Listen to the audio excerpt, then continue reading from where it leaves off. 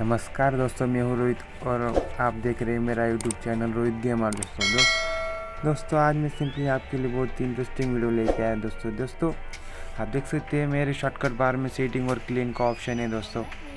आप देख सकते हैं सेटिंग और क्लीन का ऑप्शन है। सिंपली देखो, इधर आप जब भी टैप करते हैं मेन्यू में और इधर रहता है दोस्तों, ये बार बार इधर जाना पड़ता है, फिर सेटिंग में जाना पड़ता है, फिर आपको सेटिंग करनी पड़ती है दोस्तों। पर मैंने ऐसी ट्रिक निकाली है दोस्तों कि सेटिंग का ऑप्शन यहाँ पे डायरेक्ट शॉर्टकट बार में है दोस्तों। मुझको ये ओपन करने की कोई ज़रूरत नहीं दोस्तों। आप भी ये कर सकते हैं दोस्तों अपने मोबाइल में।